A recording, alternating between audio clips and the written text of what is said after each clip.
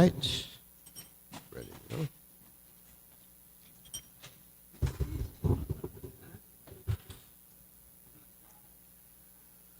Jaya Radha Madhava Kunya Bihare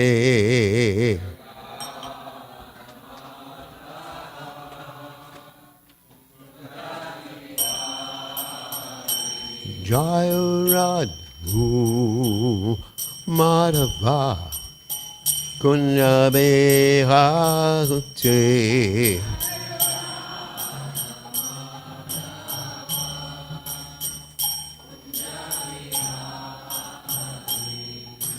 Gopi Janabalapa Kirivadana Ure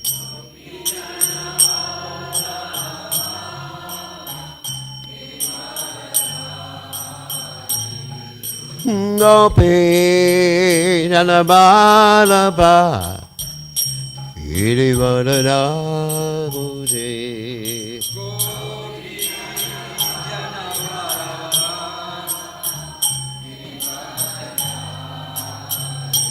Yasodanandana Brajajanarandana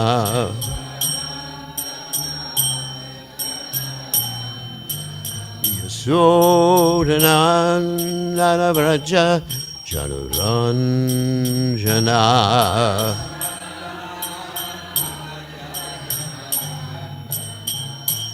Yamuna Tera Banachare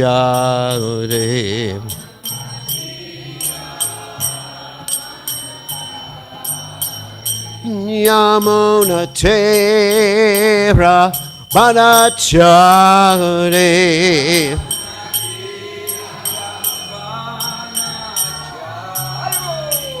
Jayo Radhu Madhuva Kunya Bihare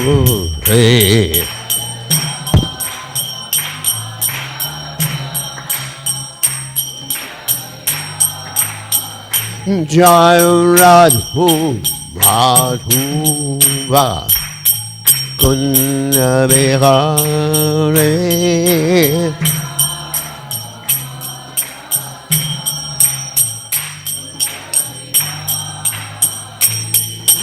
Gopi Janabalapa Kirivadadhare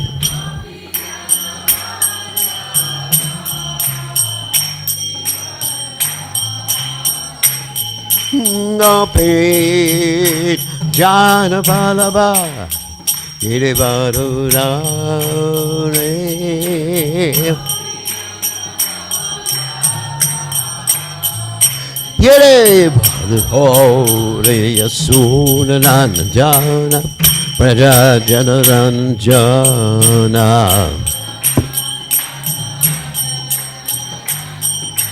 Yasunanandana Prajajanaranjana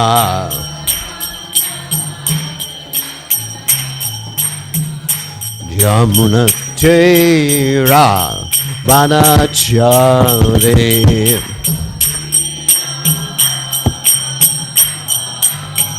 Yamuna Tera Banachare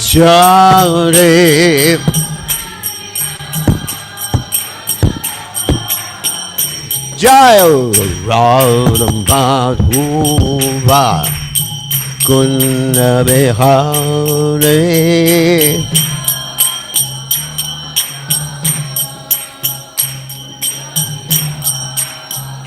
Jaya Radha Madhava Kunya Bihare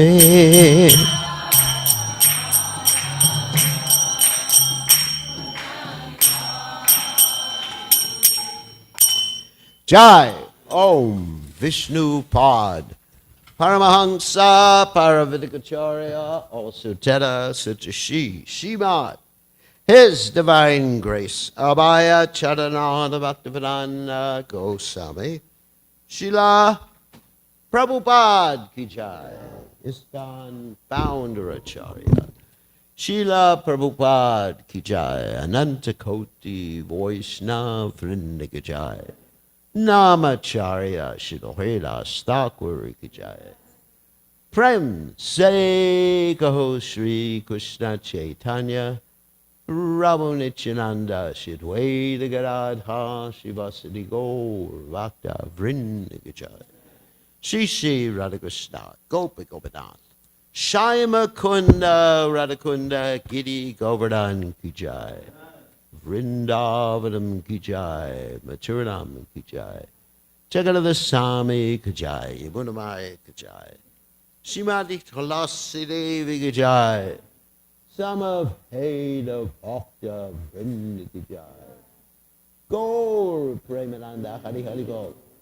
All glories to the assembled devotees. All glories to the assembled devotees. All glories to the assembled devotees. All glories to Shri Guru and Gauranga. Srila Prabhupada ki jai. Gaur Premananda Hari Hari Hari Gaur.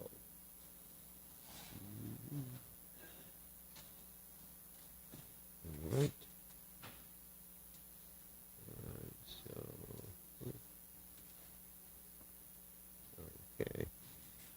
So, anyway, Nama Om Vishnu Padaya Krishna Prasthaya Budale Shrimati Bhakti Vedanta Samaniti Namani Namaste Saraswati Deve Gauravani Pacharni Nivashesha Shunyavadi Paschachate Jatarni.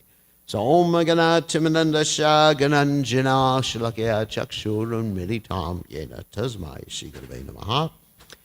So I offer my respectful obeisances unto the lotus feet of my spiritual master, His Divine Grace A.C. Bhaktivedanta Swami Srila Prabhupada, who so kindly opened my eyes with the torchlight of knowledge while I was blinded in the darkness of ignorance. So again, happy Janmashtami to everybody. And today we're going to speak about two different topics. Hopefully we're going to get enough time to do both of these things. One topic is basically what happens before Krishna appears, which is called the prequel. Prequel means what happened before. And after that, if we have time, we're going to be speaking. Anyway, this computer's not behaving itself. After that, we will be speaking about the impediments to achieving Braj Prema from Srila Bhaktivinoda Thakur's Krishna Samhita, and we're going to be mentioning the 18 demons that Srila Bhaktivinoda Thakur mentions that indicate different impediments to obtain Braj Bhakti, and also some additional demons. But first, we will speak about the events that occurred before Krishna appeared. Now we find in the 10th canto of Srimad Bhagavatam, we find Bhumi complaining because she's been overburdened by demoniac force of kings, right? Everybody remembers that. So why is she overburdened with a demoniac force of kings? And that is explained in the 8th canto of Srimad Bhagavatam. And we're going to tell that story right now. Why the kings are, practically speaking, 99.9% demoniac. So here's the story. And it goes back quite a bit of time. Once upon a time, there's Durvasa Muni. And he offers Lord Indra a garland. And Indra doesn't pay much attention, and what does he do? He throws the garland under he gives it to his elephant, and the elephant throws it under the elephant's feet. And Durvasa, having a bad temper, that's why he's called Durvasa, he curses the demigods. And so this is a problem when we offend a devotee or offend a Brahmin, as we've been reading about in the Srimad Bhagavatam, you lose all good fortune. So, therefore, the demigods lost all good fortune. not only Indra, but the rest of the demigods, because when there's an offense against a Vaishnava or a Brahmin, guess what? One's whole family, one's whole village, and here we find the whole heavenly, group of demigods. So the demons become much more powerful than the demigods, right? So then the demigods don't know what to do. And usually when they don't know what to do, they chant Hare Krishna. No, they go to Lord Vishnu. It's a standard procedure. Like we see this in the beginning of the 10th canto of Srimad Bhagavatam, isn't it? Bhumi goes to Brahma. Brahma goes to the shore of the ocean of milk, and Lord Vishnu gives him a message. So they go to see Brahma, first of all, and then they go to Shvetadvipa again to get instruction from Lord Vishnu. Lord Vishnu says, all right, you're not going to be able to defeat the demons, so you should make a deal with them. And that deal is to churn the ocean of milk, and in this way tell the demons they're going to get a share in the Amrit, or the nectar. So anyway, the demigods, including Indra, go to Bali, who was in charge of the demons at that particular point. And they make an agreement. And to make a long story short, they bring Mount Mandara to churn the ocean of milk. And when they're bringing Mount Mandara, guess what happens? Everyone gets crushed because Mount Mandara is actually too heavy. So then again, they all go to Vishnu. So there's a standard procedure you find in the Bhagavatam. Whenever someone gets in trouble, what? You go to Vishnu. And some devotees, they ask for more trouble so they can go to Vishnu more often. Queen Kunti prays like that. Tatra, Tatra, Jagat Guru. Again and again, let these difficulties come, so that apuna bhavadarsanam, so we won't see repeated birth and death, and so we will actually see you. And even it's described in the Brihad Bhagavatamrita that after the battle of Kurukshetra, and everything was won by the Pandavas were actually dreaming up more problems so that Krishna would come back. So, anyway, Vishnu comes, and with the help of Garuda, he carries the mountain. And Garuda leaves at that point because they're going to use for the churning rod, not the rod, but the rope, Vasuki. And Vasuki is a serpent. He doesn't want to be around Garuda. So then there's this whole struggle. Who's going to hold the tail? Who's going to hold the head? The demons want to hold the head because they actually think the head is more auspicious than the tail, and then they get all the bad breath of the serpent. Wasn't very intelligent. So then Mount Mandara starts to sink, and guess what? They have to call for Lord Vishnu again. And Lord Vishnu comes as the what incarnation? Anyone know? The turtle, Kurma avatar. And then the mountain keeps toppling from one side to another, even though it has a place to rest on. Then Lord Vishnu has to come again and manifest 1,000 arms to hold the whole mountain steady. So in this way, Lord Vishnu is so many places in this particular, and Lord Vishnu is also helping with the demigods to churn the ocean. So they're churning, and many things come from the ocean. And one of the things that comes is the halhala, which is the poison which Lord Shiva takes. Surabi cow, which the Brahmanas take. Uchayashrava, the Airavata, which Indra takes. And so many things. Kaustuba jewel, which Lord Vishnu takes. Apsaras come from there. The goddess of fortune comes. Rama comes from there. And Lord Vishnu accepts her. And ultimately, Dhanvantari, the doctor incarnation of the Supreme Personality of Godhead comes with what? The nectar. And so what happens, the demons do not uphold their portion of the deal. They take the nectar. Then guess what? Call for Vishnu again. It's like the 911 number, isn't it? You're in trouble, 911. Ambulance comes. All right, call for Vishnu. So Vishnu comes. In what form? Anyone know? Mohini Murti. And the demons, they are completely entranced. They say, wow, can you divide up this nectar fairly? And she tells them, you can't trust me. And they're so entranced with the Lord's beauty in the Mohini Murti incarnation, they don't believe her. They say, oh, isn't that cute? We can trust you because you're beautiful. Not very logical, is it? I mean, there's a lot of beautiful things you can't trust. So then she takes the nectar and, of course, gives it to the demigods, and your friend Rahu happens to take some. Then the demons get upset again, and they start fighting with the demigods after this whole thing. Of course, the demigods have taken this Amrit. They can't be killed, but they could certainly be injured. So the demons get very upset that they were tricked like that, and the demons start winning. Then they call for Vishnu again. It's interesting.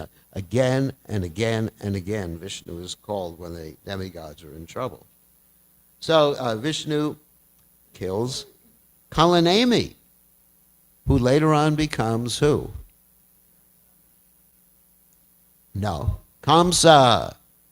Viprachiti becomes Jarasandha. Okay. So then Vishnu is killing all these demons. And then what happens is that Bali is knocked unconscious and he's brought back to consciousness. Then basically Indra is surrounded by the demons because Shukracharya is bringing them back to consciousness. And the demons come up with this weapon called the Namuchi weapon, which cannot be defeated by anything that's dry or wet. So then Indra hears, use foam weapon to kill this demon. So use a foam weapon, and the foam is not dry or wet. And then Indra starts fighting again, and almost all the demons are dead. And then Lord Brahma sends Narada to tell the demigods to stop fighting, because you got to have some demons. Because without demons, who is going to chant Hare Krishna? So that keeps the demigods from forgetting Vishnu. So then the demons are not all killed. Bali is again cured by Shukracharya. And then the demons become more powerful again, back and forth and back and forth. So Brahaspati tells Indra and the demigods to hide, because you're not going to be able to escape the demons. See how this battle is going back and forth. And Bali starts to do 100 Ashwamedha sacrifices to take over the whole universe and become the king of heaven. So then, eventually, we have the Supreme Personality of Godhead appearing as Lord Vamana, and Lord Vamana takes back not only the heavenly planets, but with his 3 steps, takes over the whole universe, pokes a hole in the universe, and the Ganges water comes down. And then the demigods take power again, become more powerful again. Then the demons are thinking, what are we going to do? How are we going to survive? So then they hatch this whole plan, and this is the end of my description of the 8th canto of Srimad Bhagavatam. Then they hatch this whole plan to take birth on earth as kings. So that's how the 10th canto starts. 10th canto starts with Bhumi going to Lord Brahma and complaining about all the demons that had taken birth on the earth. So now we're going to talk about the demons. Not all the demons. We're not going to talk specifically about Jarasandha or Kamsa. We're going to talk about the Braj demons. And in the context of Srila Bhaktivinoda Thakur's Krishna Samhita. Okay. So the title of this is Obstacles to Obtaining Braj Bhakti. Oops. Actually, hold on a second.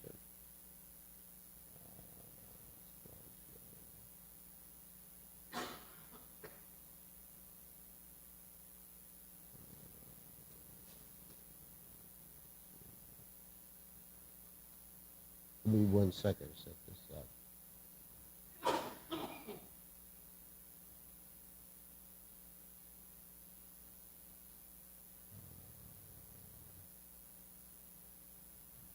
Okay. All right. That's good. And this is from the Krishna Samhita by Srila Bhaktivinoda Thakur, in which he describes the different demons in Krishna's pastimes and how these different demons, are connected with anarthas.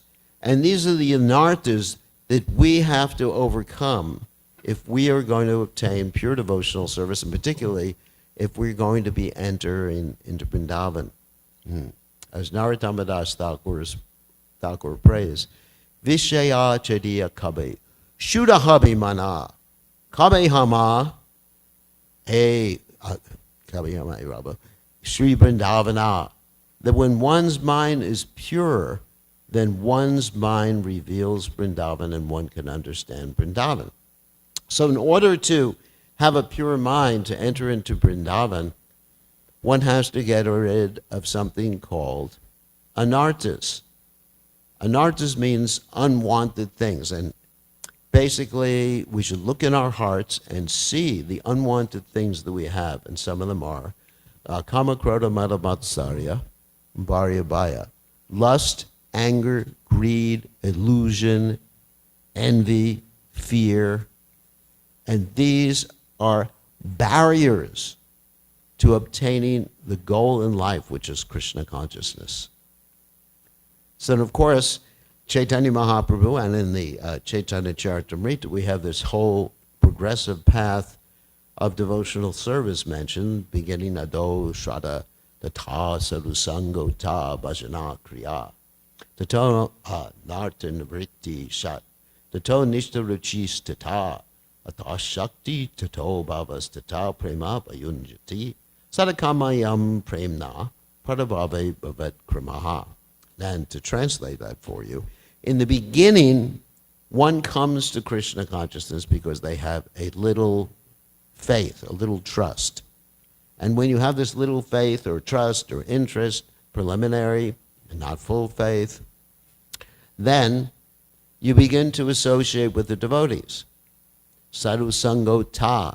And when you associate with the devotees, which is very important, then you begin to do things the devotees do. Just like the first time I walked into a Krishna consciousness temple, I didn't know what was happening. But I saw everyone bow down, and I never bowed down in my whole life, but I didn't want to look out of place.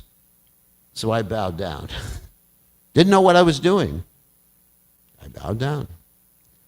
And then everybody started running around a bush. Kind of unusual. Never seen that my whole life. Everyone started running around the bush. So I ran around the bush too. Everyone started watering the bush. I started watering the bush. Everyone started chanting Hare Krishna. I started chanting Hare Krishna. So that's Sadhu Sango Ta. And then you engage in what? Bhajana Kriya. And then by engaging in Bhajana Kriya, even though you don't know what's happening in the beginning, Actually, the first day I joined the movement, I basically didn't know what was happening. I liked it philosophically, but I couldn't really relate to a lot of things. It was completely different than the culture I was brought up in. So in any case, then after a while, anartha nivritti, you get a taste of these things. The anartha nivritti is shot. The anarthas, unwanted things, go away. And then from time to time, as the anarthas are going away, you get a spurti. Anyone here has had a spurti? Everyone, I think, has had a spurti who's performing some, isn't it? Spurti means like one day, like, it's just like the doors of perception. Sorry to use this expression. I'm sure Christopher will appreciate it. One day, the doors of perception get open for a few seconds. You can see, you wipe your glasses for a few seconds, and you say, wow, that's Krishna.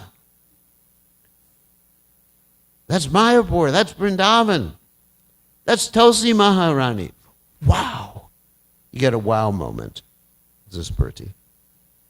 And so that happens in the progress, or in the process of bhajana kriya. So then you get rid of the unwanted things. And when you get rid of the unwanted things in your heart, after that, you become nishtha. You become steady in devotional service because you have more of a taste. Then you have ruchi, a taste, and a shakti. Become completely attached to Krishna, completely detached from the material world. And then you get the stage called bhava. Bhava means you experience like extreme emotions. Anyway, these are described in different categories by Srila Rupa Goswami in the Nectar of Devotion of Bhakti Rasamrita Sindhu. And then finally you arrive at the stage of prema. But in order to progress further than bhajana kriya, you have to work on these anarthas. And so these particular anarthas we're going to mention are very interesting. The first verse in this particular chapter of the Krishna Samhita, we're going to read this verse. Etasyam braja bhavanam sambhutho pratibandhaka astadasha vidashanti shatrava priti dushaka. There are 18 obstacles or enemies to the wealth of bhavas in Braja. These obstacles pollute priti, the priti, love of Krishna. So we're going to talk about these 18 obstacles in relationship to demons. And here's the Adi demon. Adi demon? Who's the Adi demon? That means first demon. Anyone know? No. We're talking about in Krishna's pastimes. Putana. Wow. So there is Putana, and as we know, she put poison on her breast, and she was sent by Kamsa to kill Krishna. And Krishna looked at her. She assumed the form of a very beautiful lady. And Krishna looked at her and considered her to be his mother. And he closed his eyes as he was sucking on her breast for several different reasons. One is he didn't want to see it when he was killing a woman. Anyway, and so then he sucked out her life air and she passed away. So who is Putana in terms of the narcissist? Putana represents someone called the pseudo-guru. Pseudo-guru means false guru. Deceitful, I'm going to read some of Bhaktivinoda Thakur's statements. So-called guru who preaches sense gratification. Ever heard the saying, yatomat tatupat? I'm okay, you're okay. One time I was sitting in class, and Prabhupada was giving class. It was in Los Angeles many years ago. And Prabhupada said, referring to this particular person who wrote a book, I'm Okay, You're Okay, or Yatomat Tatopat, which is coming from one of the Indian gurus, so-called gurus. Prabhupada said, we say, I'm okay, you're not okay. And as soon as everyone heard that, everyone said, Jai Prabhupada, because they would always say Jai Prabhupada, whatever Prabhupada said.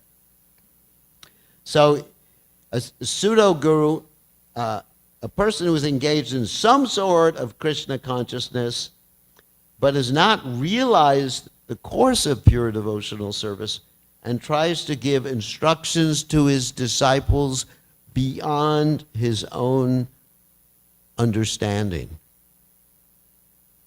In other words, we have a certain adhikar. And there's different varieties of gurus. Even according to the acharyas, someone who is a kanishta adhikar can be a guru, but he can't bring people to a very high level. Now, what do we do about ISKCON? We have His Divine Grace Srila Prabhupada, and we accept Prabhupada as our Shiksha Guru. We may have many Shiksha Gurus. And by associating with Srila Prabhupada, we are assured to come to the highest level. So, also, the pseudo-guru does not only refer to another person, but it can refer to one's own so-called spiritual guide. In other words, your ego, your mind, or your contaminated intelligence. And Bhaktivinoda Thakur says, in the form of the mundane empiric reasoning. That means, empiric means sense perception, how you interpret what you see, what you hear, what other people see, books that you've read. This is also considered to be like Putana. In other words, your mind can be like Putana too. And Bhaktivinoda Thakur, reading from Bhaktivinoda Thakur, says, the person who understands Ragamarg and who teaches the highest goal while judging the qualification of disciple is the authorized guru. Interesting statement. Someone who can teach the method of achieving the highest goal of Krishna consciousness. The guru does not know the path of Rag or teaches, or the guru who through knowing the path of Rag teaches without consideration the qualification of the disciple is a faulty guru. In other words, you may have someone, a bona fide spiritual master who knows or established on a high level, knows how to teach the path of achieving pure Krishna consciousness, but he teaches inappropriately to a particular individual who doesn't have the adhikar or the right to hear that level of devotional service. That's also a bona fide, a bogus guru.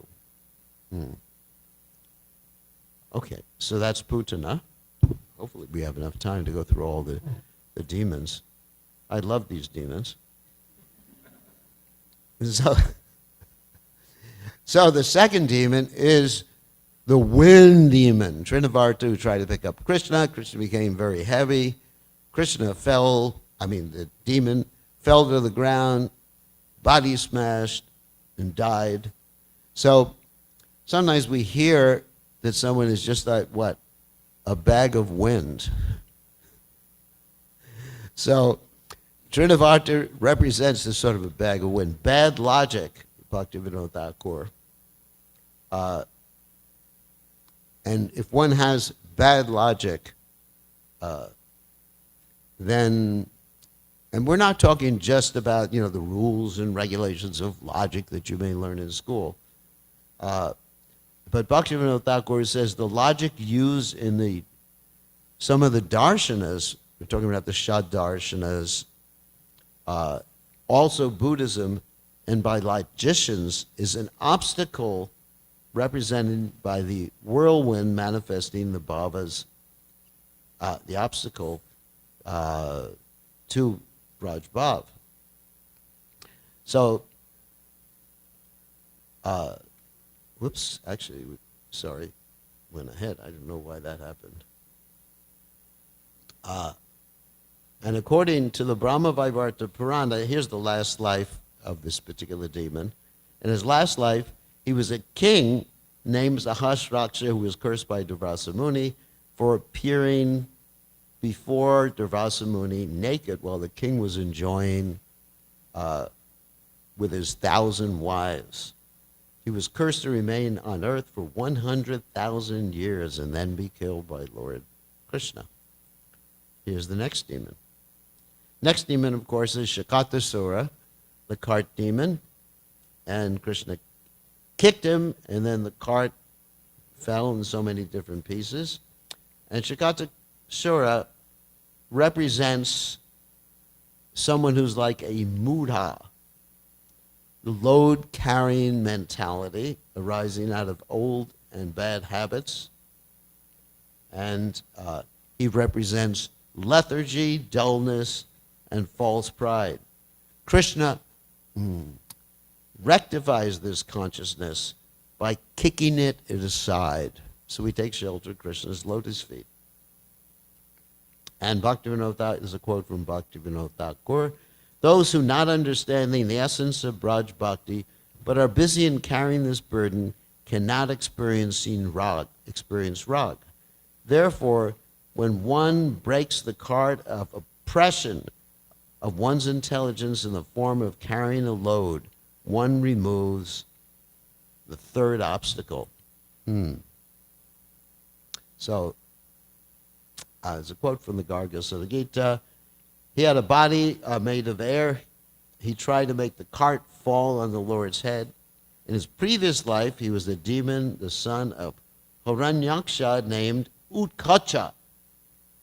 He went to the hermitage of Lomasa Muni, broke some trees there, and was cursed to become bodiless. He then fell down at the Muni's feet and begged for mercy. The Muni then told him that in the next Manvantara, he would be touched by the foot of the Lord and would be liberated. So you see, this is a common story, that when someone gets cursed by some great personality, the curse ends up as a benediction. So the next, well, the same demon. The next demon is Vatsasura. Vatsasura, of course, is the calf demon.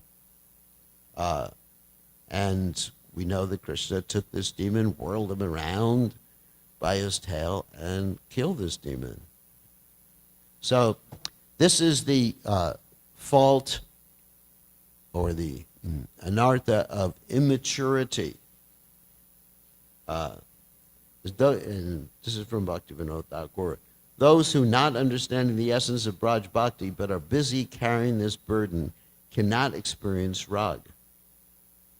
Therefore, when one breaks the cart of oppression of one's intelligence in the form of carrying a load, one removes this third obstacle. So that's the Vatsasura. The next demon is Bakasura. Bakasura is like a crane, and Krishna took his beaks and bifurcated his beaks and killed him in this way. And I'll read the Sanskrit for this. This is actually interesting in Sanskrit. Fifth demon. Panchame dharma kapatyam namaparada rupakam baka rupi mahadurto vaishnavanam virodaka. So the fifth obstacle is called false dharma, an offense to the name represented by Bakasura, who opposes the devotees. Those who, not understanding their qualification by a faulty guru's teaching, perform worship of a higher qualification than they have the adhikar for, are cheated. But those who understand that they are unqualified and take support of higher qualities to gain respect and money are called fake. If one does not reject this activity, rag cannot appear. So that's Bakasura. Next demon is called Aghasura. And this Aghasura represents the sixth obstacle, which is the offense of intense cruelty, and without showing compassion to all beings, without showing compassion to all beings, gradually rag will disappear, since compassion can never be separated from rag. In other words, compassion for other living entities, all living entities, can never be separated from rag. Compassion to jivas and bhakti for Krishna are not different. And of course, we understand Chaitanya Mahaprabhu's principles, most important teaching principles, were Namaruchi, Vaishnava Seva, and Jiva Doi. So this Jiva Doi is very important. In order to cultivate Jiva Doi, one has to cultivate something called humility, a dainu. Bhaktivinoda Thakur actually, Sanatana Goswami in the Brihad Bhagavatamrita states that humility, dainu, is non-different than prema. Without prema, you cannot have humility, and without humility, you cannot have prema. So that's Aghasura. And then, of course, we have the Brahma Vimohana Lila. Now, Lord Brahma, of course, is not a demon. But Lord Brahma became bewildered. So one becomes bewildered by deliberating, according to Bhaktivinoda Thakur, on many different scriptures. Actually, the Acharyas tell us that one should become expert in a few scriptures rather than trying to become expert in many, many different scriptures or knowing many, many different scriptures. One should know the essence of the scriptures. That's why Srila Prabhupada emphasized that we study Nectar of Devotion, Bhagavad Gita, Srimad Bhagavatam, and Chaitanya Charitamrita, and of course the Upanishad, Nectar of Instruction. Everything is in those books. So one has to be careful of becoming too proud of one's education. And it says also, one deliberates on scriptures which have many philosophies, the truth attained by samadhi will disappear. In other words, Lord Brahma had previously had the absolute truth revealed to him at the beginning of creation, and he composed what? The Brahma Samhita. But he became bewildered. Of course, this was Yogamaya, caused by deliberation on the Vedas. Fooled by illusion, Bhaktivinoda Thakur says, Brahma developed doubts about Krishna Tattva. Wow. So this is the demon of being bewildered by reading and understanding too much. The next one is Dhenukasura. Dhenukasura, of course, is the donkey demon. And this donkey demon, of course, was killed by Lord Balaram. And the coward boys had smelled the fruits growing in the Talavan forest, and they begged Krishna to go there to get them some of those fruits. And Krishna Balaram went, and basically they threw all the donkeys up in the trees, and the tall fruits fell to the ground. So this demon represents gross material intelligence.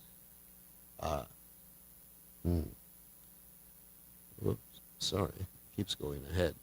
It represents gross material intelligence personified by the donkey.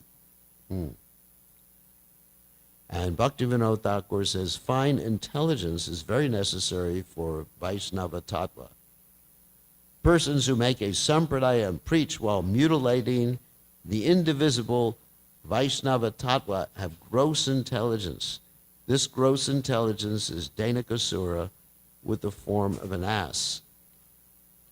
The ass cannot eat the sweet tal fruit and also prevents others from eating the fruits.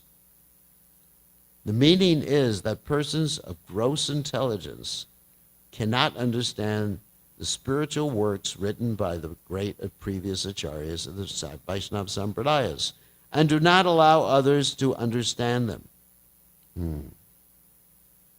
So, in other words, one may read the books of the past acharyas and misinterpret them and give people an impersonal or wrong interpretation of the acharyas' literatures. Next is the demon Arishtashura. Arishtashura represents those who give up the rules of bhakti. And Bhaktivinoda Thakur, in other words, they deviate from the regulative principles or from their vows of initiation. And it says, Bhaktivinoda Thakur says it's like those who are like bulls which enjoy the senses.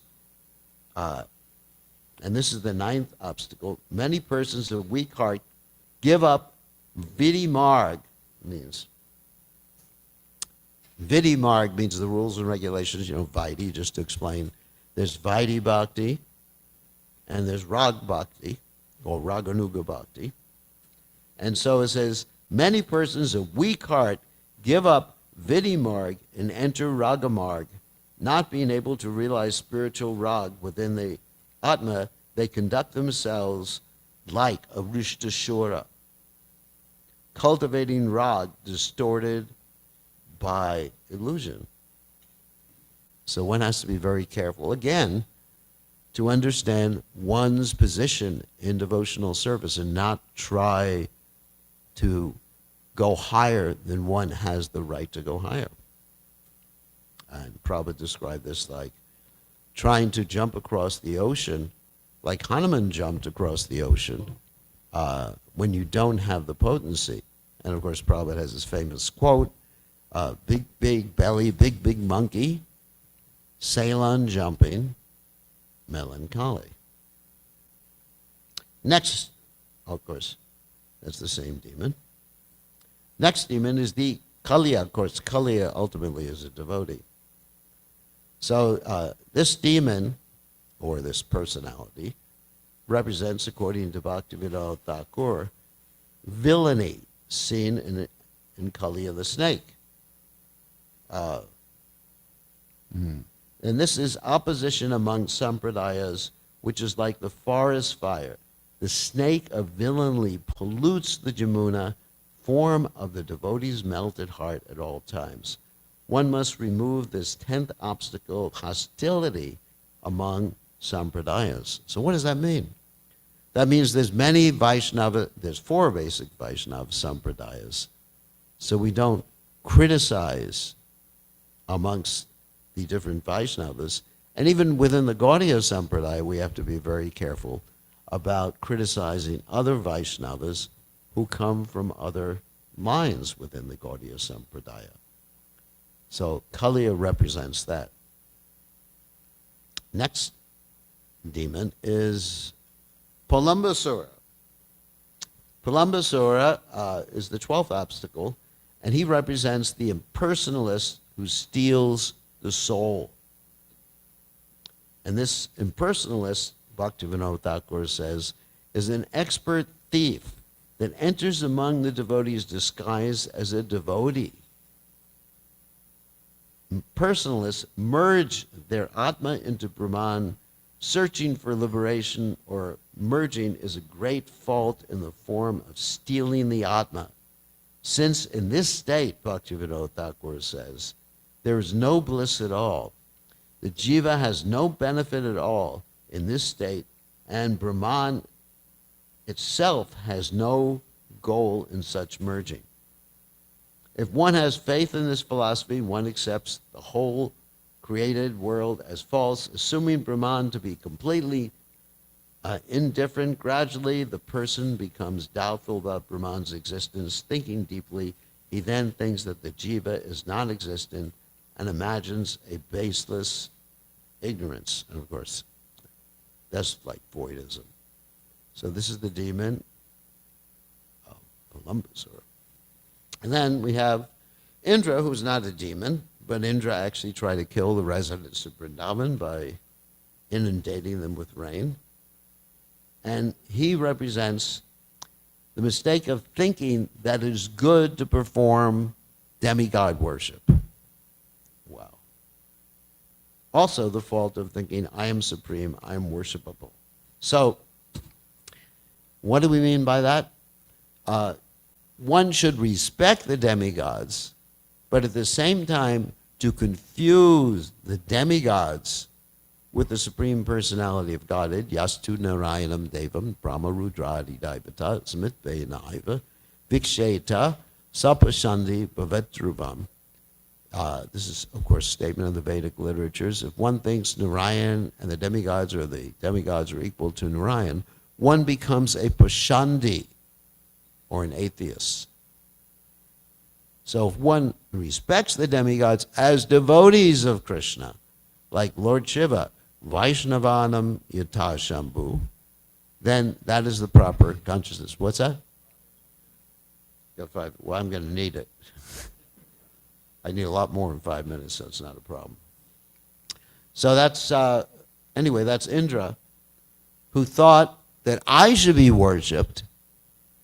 And then in the beginning, Nanda Maharaj was thinking, what? The demigods should be worshipped. Indra should be worshipped if we want to get correct rainfall. So this pastime illustrates this particular fault of worshiping the demigods. I mean, that may strike some of you here. You know, we worship the demigods. If you think they're equal, then you become a Pashandi. I used to use this verse. It's one of my favorite verses when I would go to preach in Hindu centers, but then I never got invited back again. So it's only a verse I use amongst the devotees. Dangerous verse. But Prabhupada would quote that verse quite often. Next, one of our favorite demons is called Vyomasura, who carried what the coward boys and put them in a cave and put a stone on the caves.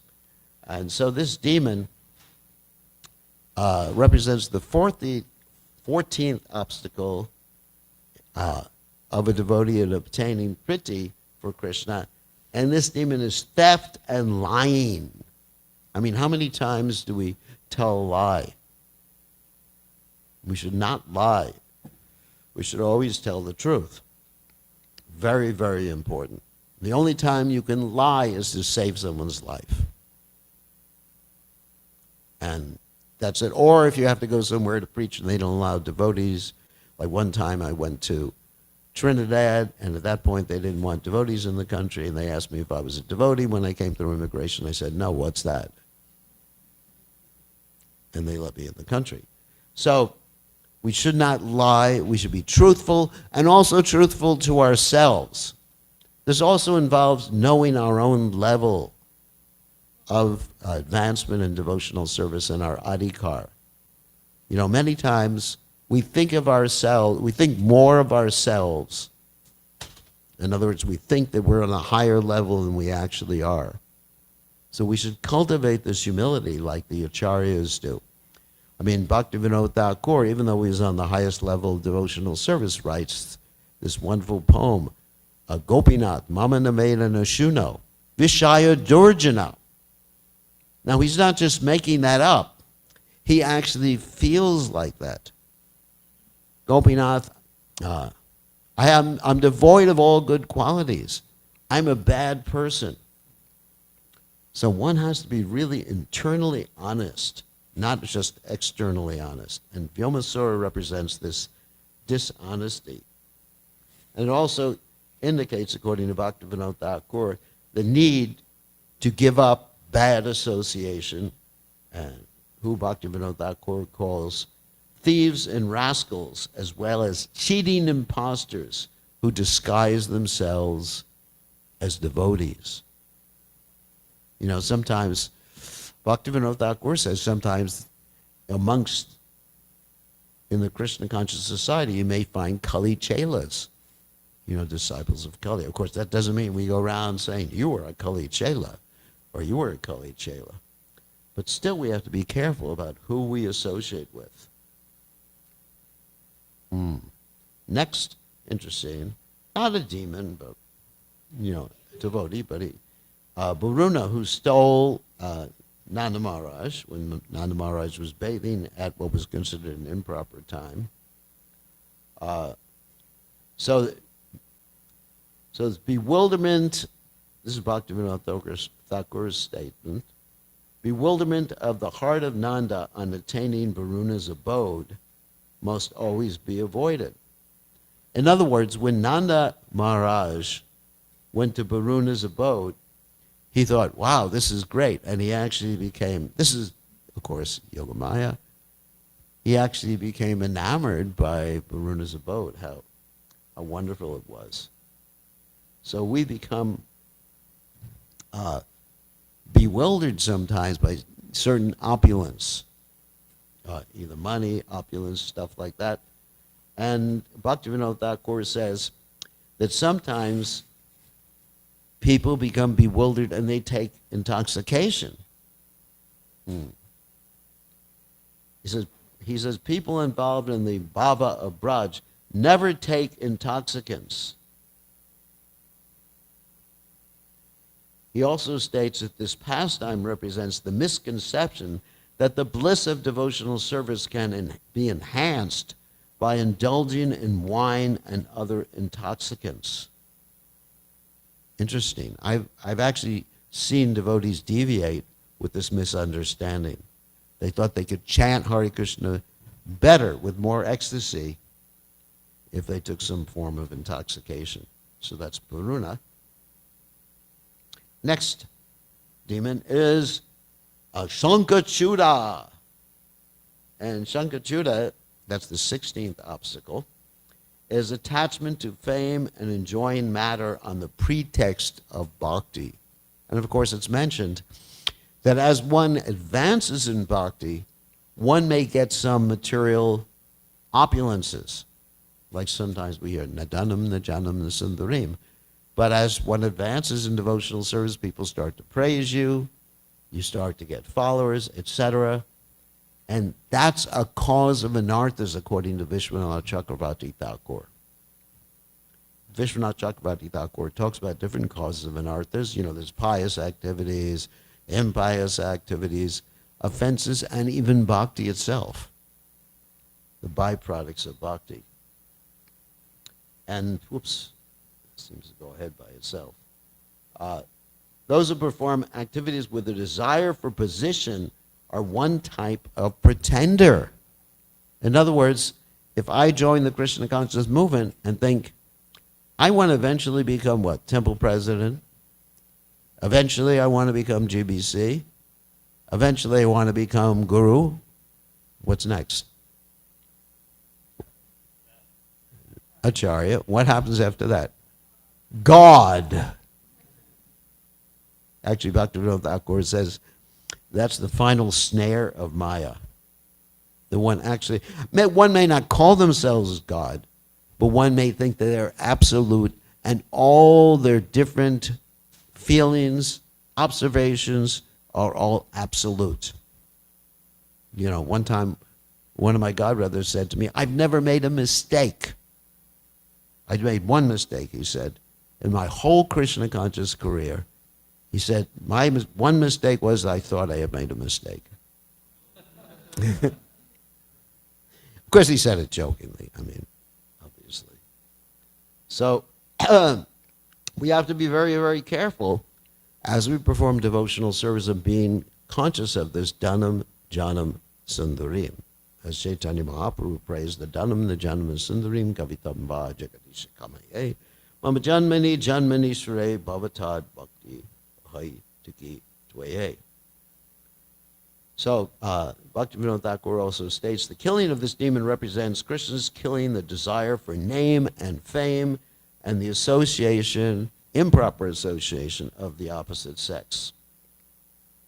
So that's Shankachuda. And the next one is the snake that swallowed up Nanda Maharaj. So this is interesting. Bhaktivinoda Thakur says, as one advances in devotional service, you get a lot of bliss. And as you get a lot of bliss, you have a tendency to want to merge into that bliss. Just like be absorbed in that bliss. One time devotees said, I just want a nectar. I'm a nectar hound. Of course, the word hound is interesting. So, in other words, we are interested, if we want pure devotional service, in pleasing the senses of Krishna. Rishikela Rishikesha Sevanam Bhakta Rujate. Not simply our own pleasure in Krishna consciousness. And so this turns to Mayavad philosophy. Bhaktivinoda Thakur says, this pastime represents how Krishna saves the truth in devotional service being swallowed by Mayavadis and other atheists. It illustrates how devotees must avoid the company of such snake-like people. So that is the snake demon. And Keshi. Keshi, of course, is the horse demon who attacked Krishna. Krishna put his fist in the mouth of the horse and choked the horse, and the horse died. So this demon represents the tendency to think oneself superior because of increased power of bhakti, or thinking oneself that I'm an older devotee. So this is the horse demon, the Keshi demon. Sometimes, Bhaktivinoda Thakur says, by wicked thoughts, he disrespects the Lord.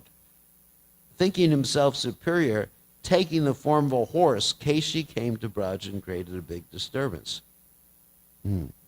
Gradually, thinking of one's own importance, one develops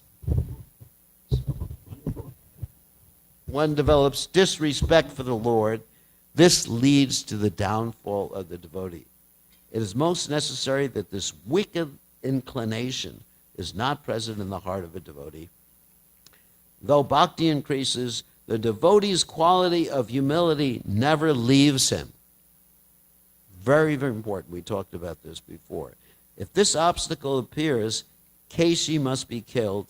That is the 18th obstacle. So these are the 18 mentioned by Srila Bhaktivinoda Thakur. And here's an interesting verse. Doshas tashtadasha yite bhaktanam jatavoradi damaniya prayatnena krishnananda nishevada. These 18 faults are enemies to the hearts of the devotees, those who they should be carefully conquered by the person who serves Krishna with bliss. And Bhaktivinoda Thakur further explains that the jiva who wants to be a pure devotee should remove some of the obstacles by his own endeavor. Others he should remove with the help of Krishna's mercy. Those obstacles which the jiva is able to remove by himself are described in the Bhagavatam as being removed by Baladev, and demons killed by Balaram. Those which are removed by taking shelter of Krishna are removed by Krishna himself. This is how they are described. The Sara Grahis of fine intelligence will see them in this way. We almost ready to greet the deities? Oh, they're waiting on me. Okay, there's a lot more demons in this presentation, but at least we covered the 18 demons that Bhaktivinoda Thakur talks about in the Krishna Samhita. So thank you very much. Happy Janmashtami. All glories to His divine grace. Srila Prabhupada ki jai.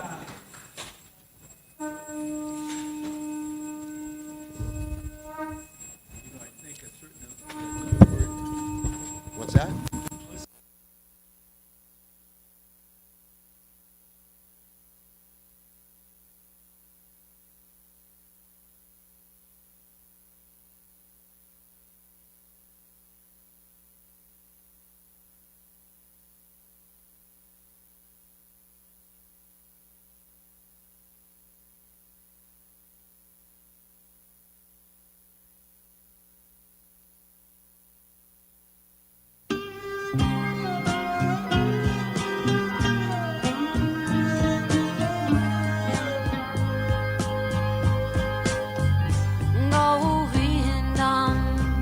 Adipurusham Tamaham Bhajami Govindam Adipurusham Tamaham Bhajami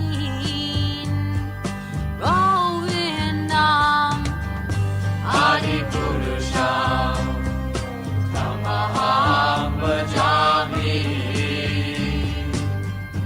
Enam Kanvantam Aravindanalaya Taksham Varhavatam Samasitam Buddha Sundarangam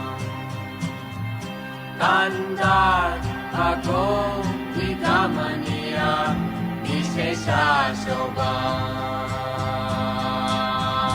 Govindam Adipurusham Tamaham Bhajami Govindam Adipurusham Tamaham Bhajami Govindam Adipurusham Tamaham Bhajami Angani Yasa Sakalem Priya Priti Manti Vasyanti Panti Kayanti Chiram Naganti Ananda Chinmaya Sadhu Jala Vigrahasya Govindam Adipurusham Tamaham Bhajami Govindam Adipurusham Tamaham Bhajami Govindam Adipurusham Tamaham Bhajami Govindam Adipurusham Tamaham Bhajami Govindam Adipurusham Tamaham Bhajami Govindam Adipurusham Tamaham Bhajami Govindam Adipurusham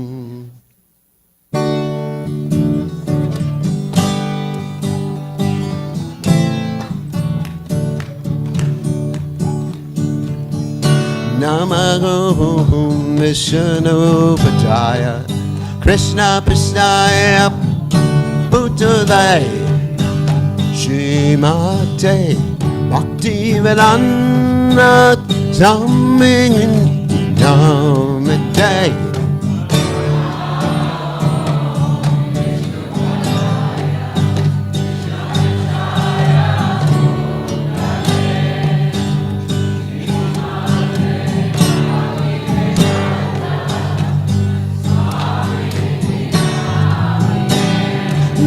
Namaste Saraswati Devi Gauravani Vacha Negi Visesha Shunyavati Satchat Desatarane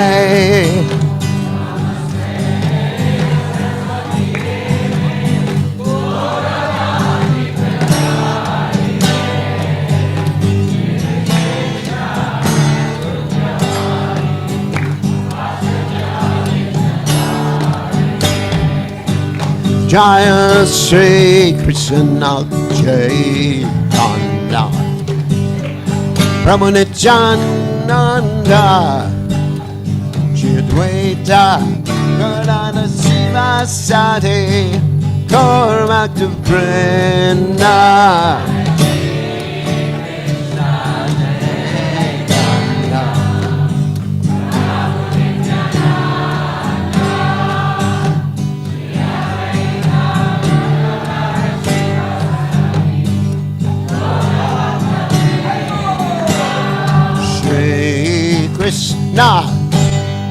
Chaitanya Brahma Chaitanya Dvaita Gadada Siva Sade Narvata Brenda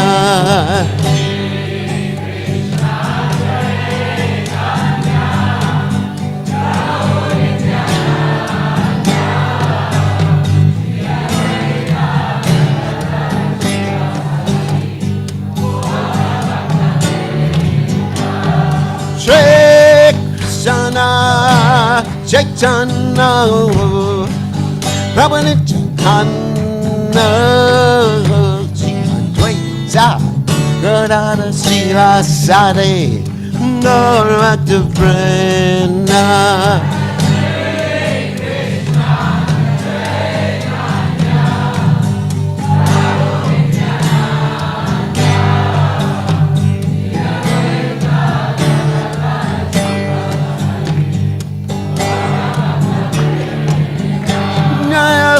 Shri Krishna Chaitanya Prabhu Nityananda Dvaita Gadada Siva Sade Narvata Brenda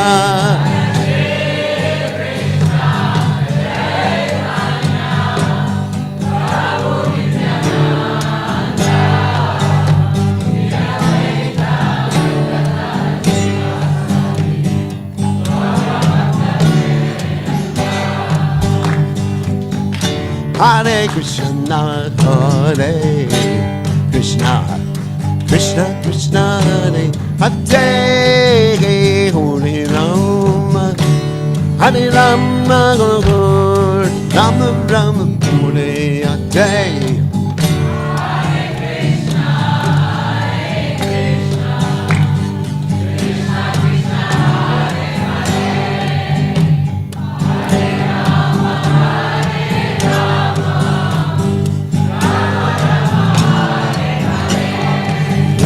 Hare Krishna, Hare Krishna, Krishna Krishna, Hare Hare, Hare Rama, Hare Rama, Rama Rama, Hare Hare.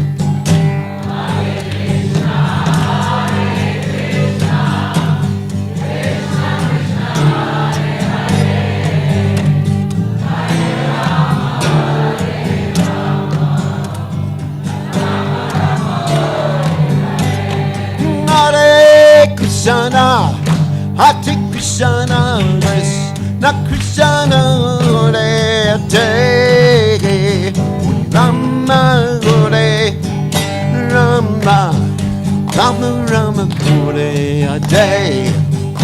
Hare Krishna, Hare Krishna.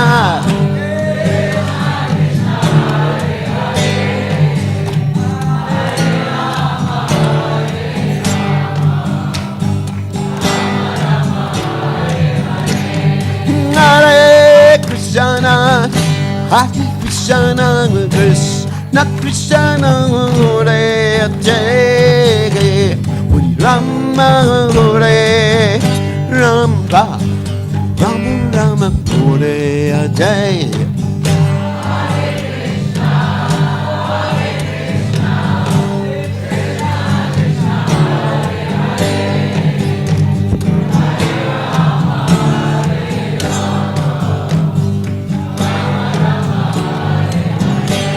Hare Krishna, Hare Krishna, Krishna Krishna, Hare Hare, Rama, Hare Rama, Rama Rama, Hare Hare.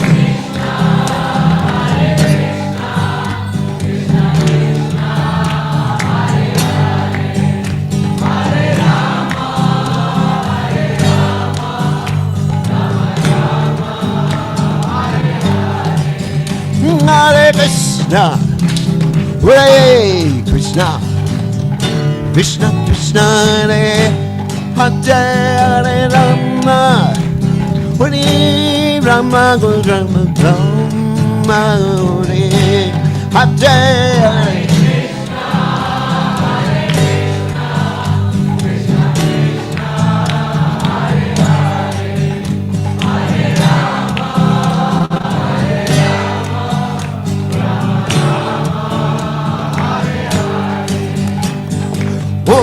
Krishna, Hare Krishna, Krishna Krishna, Hare Hare, Hare Ram, Ram Ram, Hare Hare. Hare Krishna,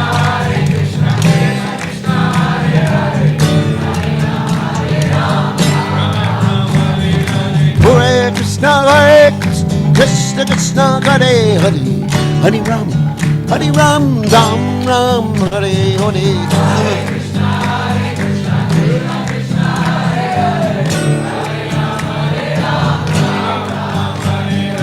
Hare Krishna, Krishna Krishna, Hare Hare, Hare Ram, Ram Ram, Hare Hare.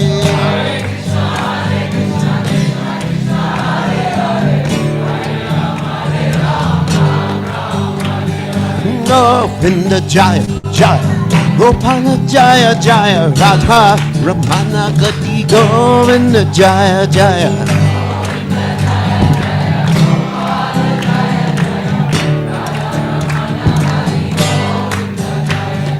Govinda Jaya Jaya, Gopala Jaya Jaya, Radha Ramana Hare, Govinda Jaya Jaya.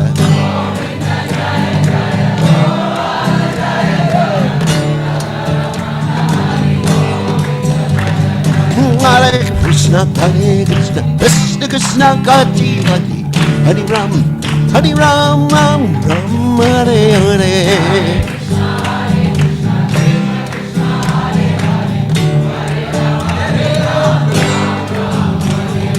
Hare Krishna, Krishna Krishna, Gati Hare, Hare Ram, Ram Ram, Hare Hare.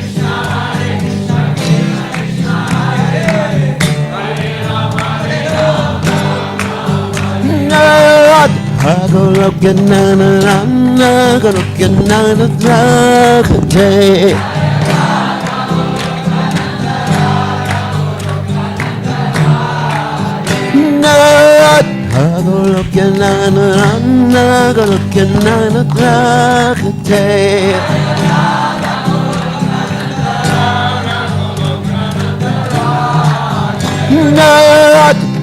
hey, hey, Radhe, Jaya Radhe.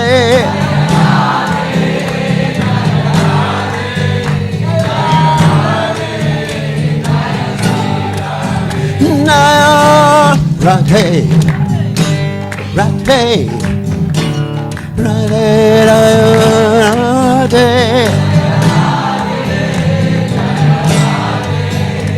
Jaya Radhe, Jaya Shri Radhe.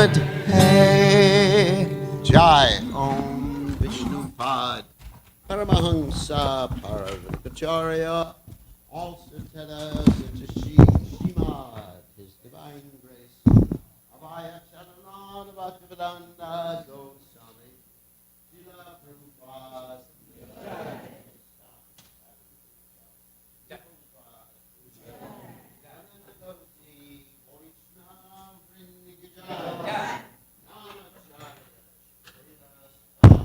Yeah.